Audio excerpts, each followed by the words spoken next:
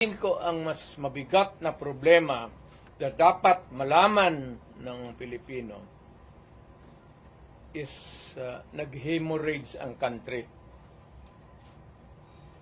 Pati yung PhilHealth nga na hindi sa gobyerno, contribution natin yan kasi kung magpa-ospital ka, noon yung may pambayad ka, depende sa category yung rates mo.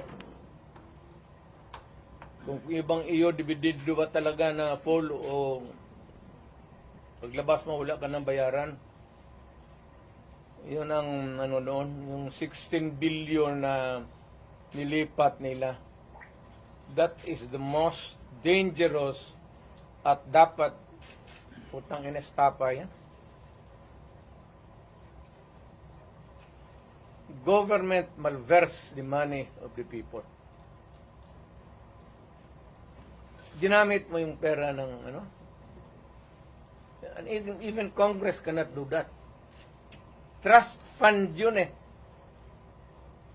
Galing inyo yun, pati akin. Contribution yun natin para pag nagkasakit ka ng cancer, uterus, may pang-opera ka.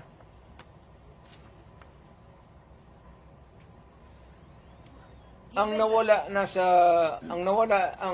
ating PhilHealth funds natin lahat was about 8.9 billion 89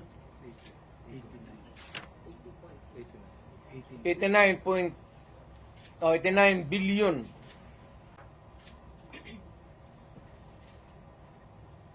Of that 89 billion,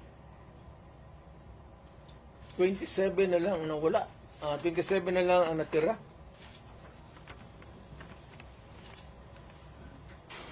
Paano yan? Hindi man maano ng Kongreso. Ang atin is, bakit nila pinakialaman? Pero Mr. President, if you see that it is really, may estafa case, na yan, ang problema ganito, if we're going to file a case sa court, but the justice system, the court is a government thing. No, di court ang pumapasok ang Supreme Court. Kana hihintuan na sila eh. Huwag mong pakialaman yan, kaya hindi yan inyo. Ako, fiscal ako, ang alam mong minalverse nila yung pera eh. Ang naiwan kasi 29 billion lang. Out of the 89, 29 na lang. Saan ang pera namin?